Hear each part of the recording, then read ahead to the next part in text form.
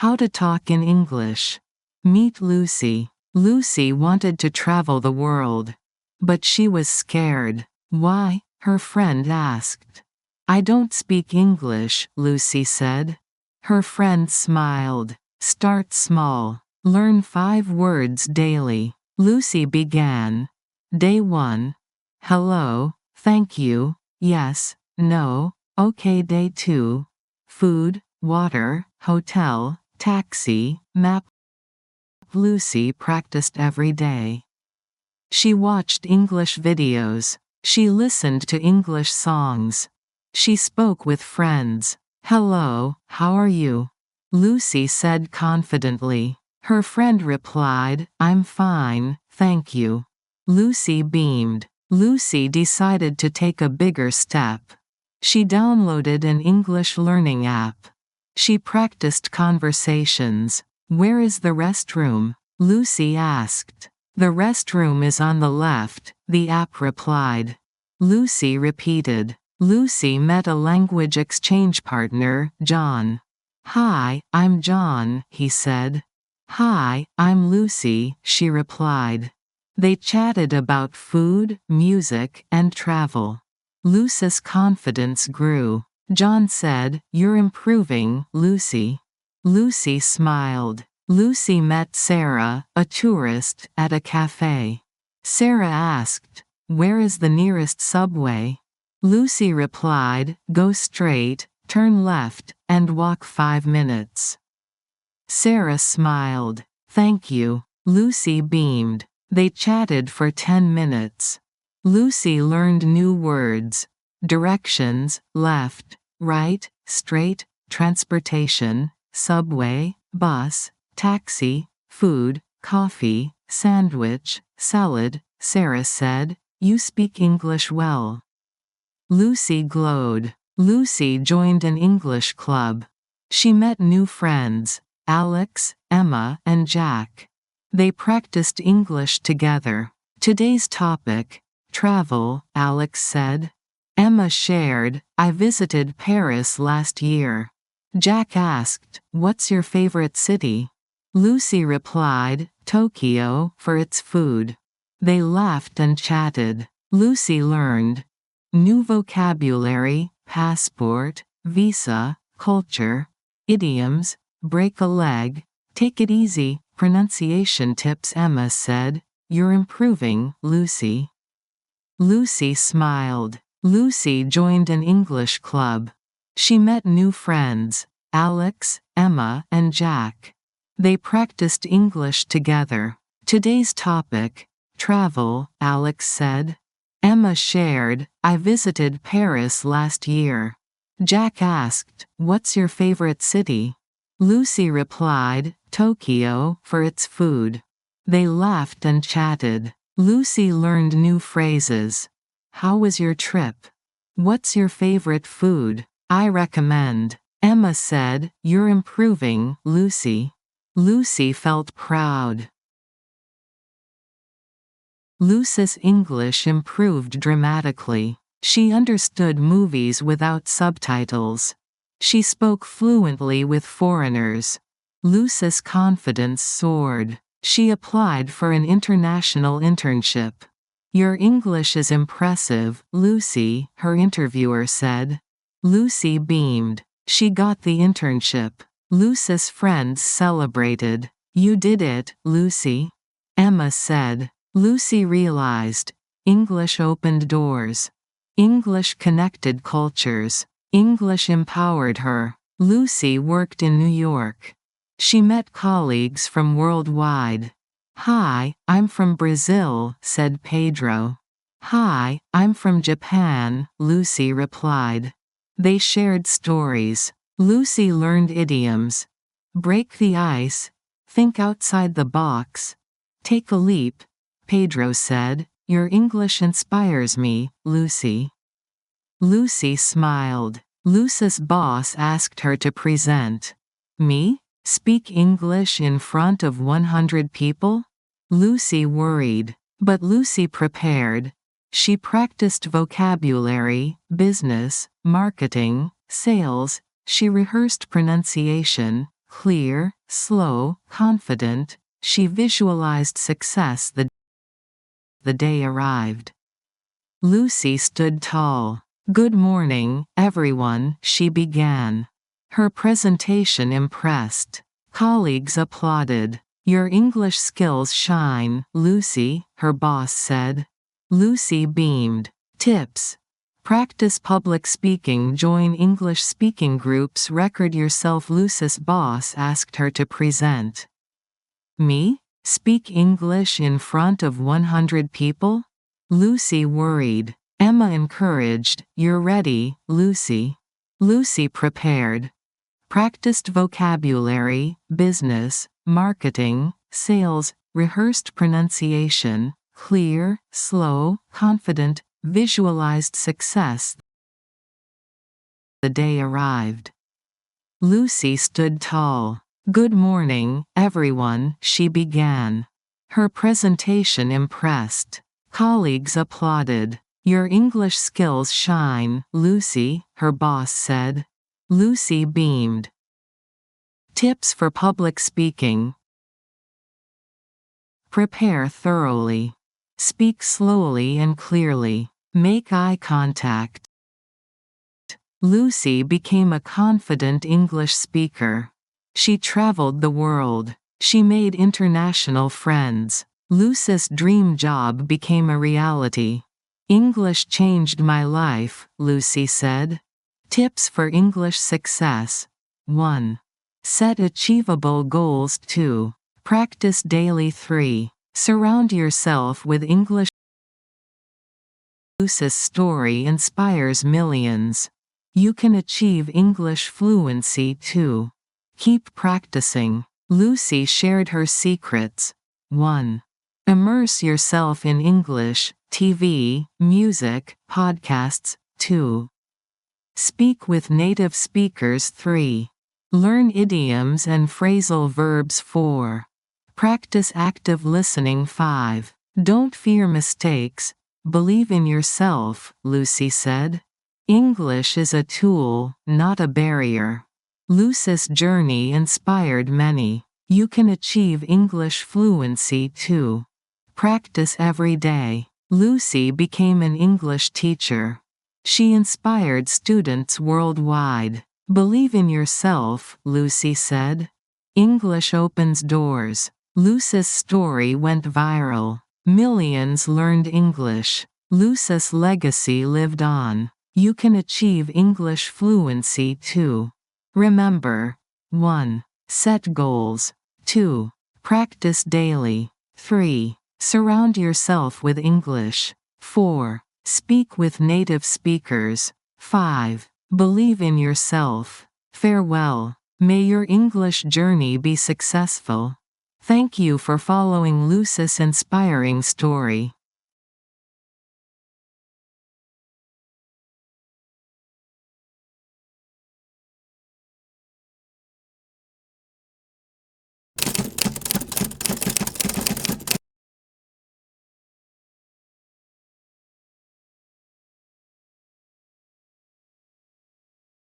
Hi, my name is Amy. I'm a high school student, and I really don't like Mondays. If you ask anyone who knows me, they'll tell you the same. Let me explain why Mondays are the worst day of the week for me. Every Sunday night, I feel a wave of sadness coming over me. I know it's coming, Monday. It's like a heavy cloud that hangs over me, making it hard to relax. The weekend is over, and I have to prepare for the busy week ahead. Sunday nights should be relaxing, but instead, they make me feel anxious. The main problem is that Monday mornings start way too early. I have to wake up when it's still dark outside. My alarm clock rings loudly, breaking the silence of the early morning. I always wish I could ignore it and stay in bed, but I know I can't. My mom calls out from the kitchen, "Amy, it's time to get up. You don't want to be late for school." I drag myself out of bed, feeling groggy and disoriented. I quickly get dressed, usually in the same clothes I wore the week before, because I just don't have the energy to pick out something new. My breakfast is rushed too. Sometimes I only have time to grab a slice of toast or a bowl of cereal before one have to run out the door. I run outside to catch the school bus, which is always a challenge. The bus stop is usually crowded with other students who also look half asleep. We all stand in a line, waiting for the bus to arrive. When it finally does, it's packed with kids from earlier stops. I have to squeeze inside and try to find a place to stand. There's always a lot of pushing and shoving as people try to get on. I manage to get on, but there's no seat left. I have to hold onto a pole as the bus starts moving. The ride feels long and uncomfortable. The bus jolts and sways, and I have to hold on tight to keep my balance. Sometimes I even worry that I might fall if I let go. As the bus moves through the city, I look out the window and see the same old streets and buildings. It's not very exciting. I wish the bus ride could be more pleasant, but instead it feels like a never-ending journey. I keep checking the time, hoping I'll reach school soon. When the bus finally reaches school, I feel a mix of relief and dread. As soon as I step off the bus, I'm greeted by the bustling noise of students chatting and laughing. The school grounds are busy, with everyone rushing to their classes. I walk through the crowded hallways, trying to find my locker. I'm surrounded by other students, and it's hard to move quickly. Some people are chatting loudly, while others are trying to get to class as fast as they can. I finally reach my locker and grab my books for the first class. My locker is filled with papers and books from previous days. I quickly pull out what I need and close it, trying not to get too distracted. The bell rings, signaling that it's time for the first class. I head to my math class, hoping the day will get better. As I enter the math classroom, I notice that most of the students are already seated. I find my desk and sit down, feeling a bit sleepy. Math is usually one of my favorite subjects, but on Mondays, it feels different. The teacher starts the lesson, and I try to focus. Today, we're learning about algebra, which can be tricky. My brain feels like it's moving very slowly, almost like a turtle. I keep trying to keep up with what the teacher is saying, but it's hard to think clearly. I look around the room and see that some of my classmates are having the same trouble. They're staring at their notebooks with confused expressions. The teacher asks a lot of questions, and I can tell that everyone is struggling. I try to answer, but my mind feels foggy. Even though I like math, Mondays make it seem harder. I keep checking the clock, hoping that the class will end soon so I can get a break. Finally, the bell rings, and it's time for the next period. I pack up my things and head to my next class, hoping that the day will start to improve. After what feels like an endless morning, it's finally time for lunch. As I walk to the cafeteria, I start to feel a little better. Lunchtime is a chance to relax and talk with my friends, which always makes me feel happier. I find a spot at one of the lunch tables where my friends are already sitting. They greet me with smiles and jokes, which is a nice change from the stress of the morning. We chat about different things, from the weekend to our favorite TV shows. We all share a common feeling about Mondays. One of my friends says, "Why can't every day be Saturday?" We all laugh because we know how true that is. Saturdays are fun and relaxing, while Mondays are just the opposite. While we eat, we talk about our plans for the week and what we're looking forward to. It's great to be able to forget about math and focus on something more enjoyable, even if it's just for a short while. I feel much better by the end of lunch, ready to tackle the rest of the day. But soon enough, the lunch break ends, and we have to go back to class. As I walk to my next lesson, I try to hold on to the positive feeling from lunch. I hope that the afternoon will be better than the morning. After lunch, it's time for gym class. On most days, I enjoy gym. I like playing sports and running around with my friends. But on Mondays, it's a different story. I always feel extra tired and sluggish after lunch. When we enter the gym, I can see that everyone is gearing up for a game. Our gym teacher, Mr. Clark, is setting up for a basketball match. He's very enthusiastic, always cheering us on and encouraging us to do our best. But today, I'm just not feeling it. My legs feel heavy, and all I want to do is sit down.